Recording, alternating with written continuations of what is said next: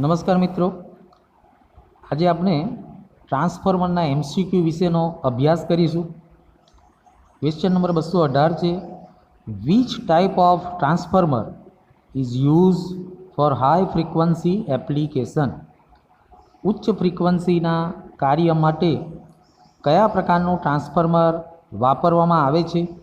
તો જવાબ છે એનો B, ferrite core transformer. Ferrite core transformer આપણે વાપરીએ છીએ. Question number 219, what is the relationship between primary voltage E1 V1 and secondary voltage E2 V2 in a ideal transformer? એક આદર્શ ટ્રાન્સફોર્મરની અંદર પ્રાઇમરી વોલ્ટેજ E1 V1 અને secondary voltage E2 V2 વચ્ચેનો સંબંધ શું હોય છે? તો આનો જવાબ છે એ ફોર અમદાવાદ, E1 બરાબર V1 અને E2 બરાબર V2. એટલે E1 is equal two V1 અને E2 is equal two V2 હોવો જોઈએ. ત્યારબાદ 220 નંબર છે, what is the function of conservator in transformer? ટ્રાન્સફોર્મરની અંદર કન્ઝર્વેટર જે આવે છે તેનું કાર્ય શું હોય છે? તો જવાબ છે D for Delhi, allows expansion of oil level due to load variation. લોડમાં વધારો કે ઘટાડો કરવાથી જે ઓઇલ હોય છે એ ઓઇલનું પ્રસરણ થાય છે એને એલાઉ કરે છે, એટલે કે એનો સમાવેશ કરે છે. Question number 221, which loss of transformer is determined by short circuit test? Short circuit test દ્વારા આપણે ટ્રાન્સફોર્મરનો કયો લોસ શોધી શકીએ છીએ કે નક્કી કરી શકીએ છીએ? તો જવાબ છે A for Ahmedabad, copper loss. 222 number છે, calculate the voltage regulation in percentage of the transformer if the no load voltage is 240 volt and full load voltage is 220 volt.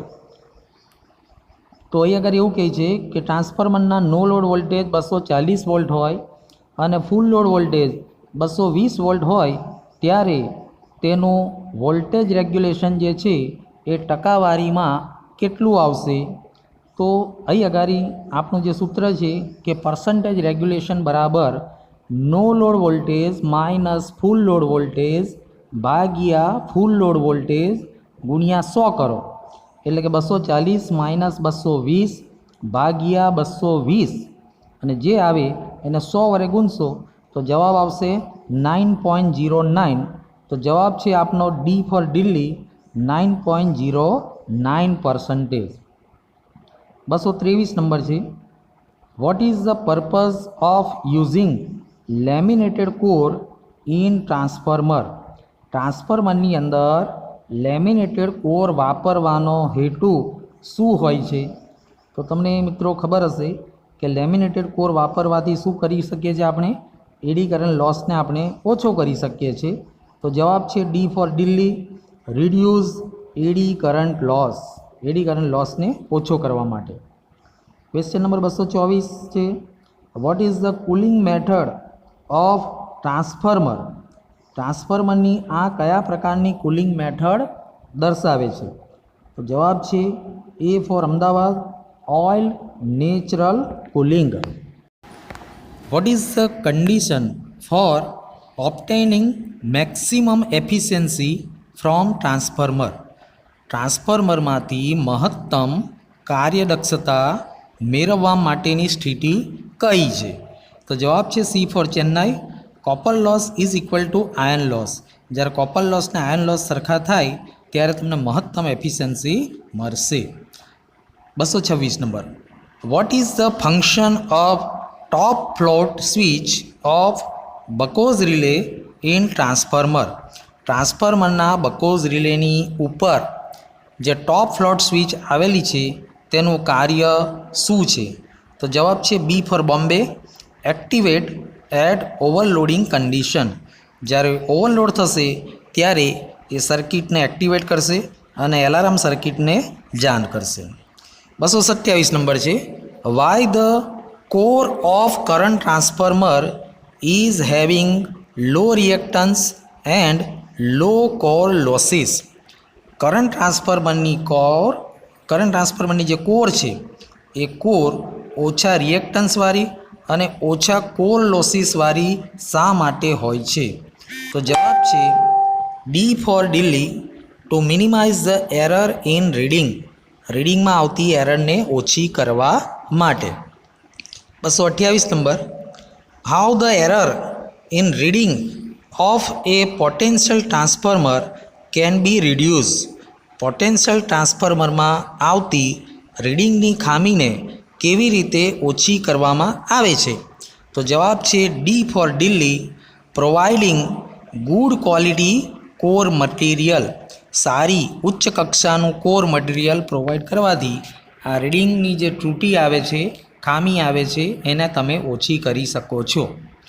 Y the load is disconnected before the off load tap changing operation. તો એવું કહે છે કે off load tap ચેન્જિંગના operation દરમિયાન શા માટે લોડને ડિસ્કનેક્ટ કરવામાં આવે છે? તો જવાબ છે C for Chennai, to avoid heavy sparking at the contact points. Contact point પર જે ભારે માત્રાની અંદર સ્પાર્કિંગ થાય છે એને એવોઇડ, બરાબર કે ઓછો કરવા માટે અથવા તો તેનાથી બચવા માટે. 230 number, what is the name of the part in power transformer. Power ટ્રાન્સફોર્મરના આ ભાગનું નામ શું છે? તો જવાબ છે D for Delhi, Buchholz relay.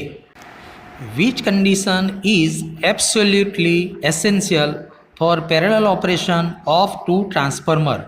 બે ટ્રાન્સફોર્મરના પેરેલલ ઓપરેશન માટે કઈ કન્ડિશન, કઈ સ્થિતિ બિલકુલ જરૂરી છે? તો જવાબ છે C for Chennai, phase sequence. 232, which construction techniques is use to reduce copper loss in larger transformer.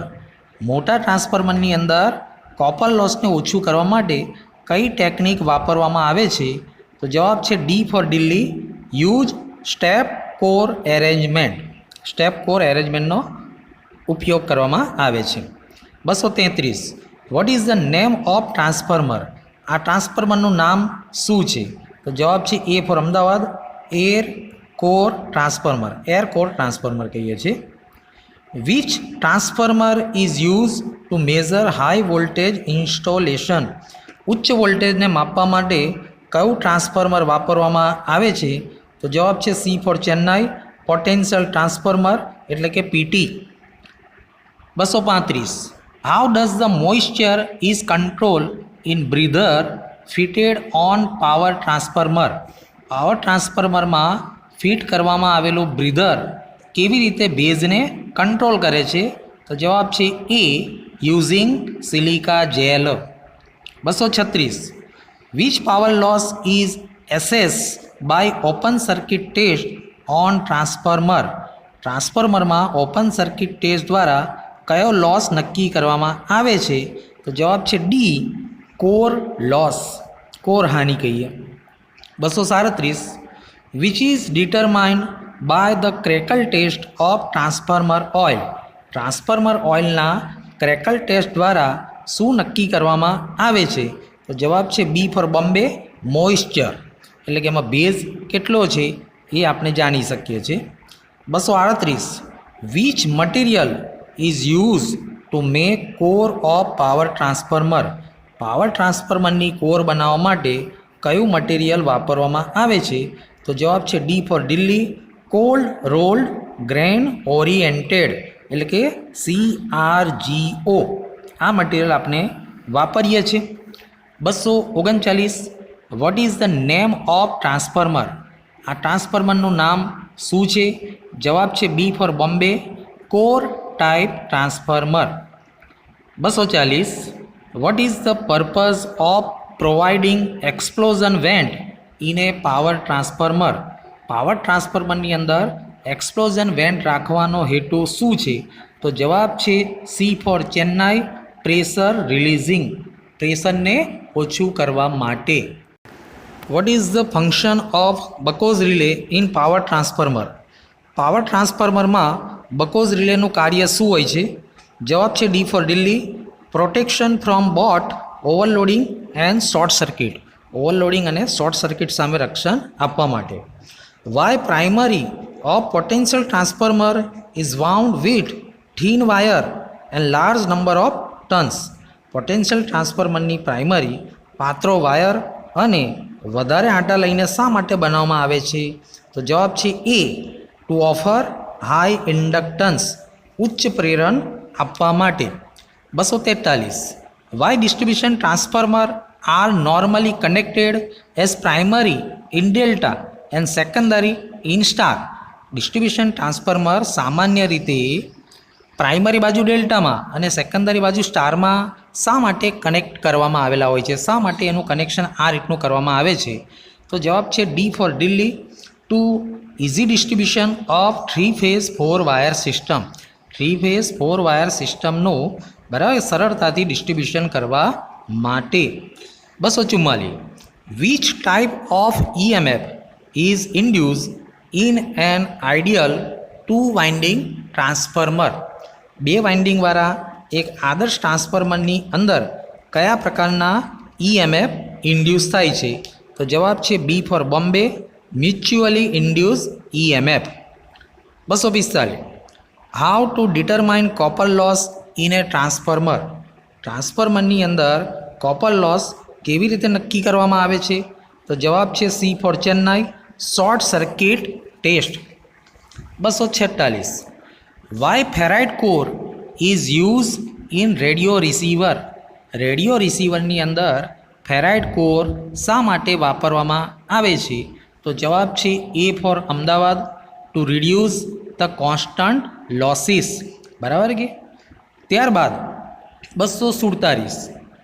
Vote is the advantage of stepped core arrangement in larger transformer?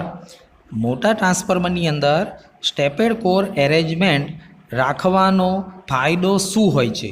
તો જવાબ છે A for Ahmedabad, minimises copper use, તાંબાનો ઉપયોગ ઓછો કરવા માટે. 248. Which material is use in breather to prevent moisture entering in the transformer oil? Transformer ઓઇલની અંદર ભેજ જે છે ભેજને પ્રવેશતો અટકાવવા માટે બ્રીધરમાં કયું મટીરિયલ વાપરવામાં આવે છે? તો જવાબ છે A for Ahmedabad, silica gel. 249. What is the disadvantages of auto transformer? Auto ટ્રાન્સફોર્મરનો ગેરફાયદો શું છે? તો જવાબ છે D for Delhi, can not isolate the secondary winding. Secondary વાઇન્ડિંગને આઇસોલેટ કરી શકાતું નથી. 250 number. Which cooling method is use in pole mounting distribution transformer?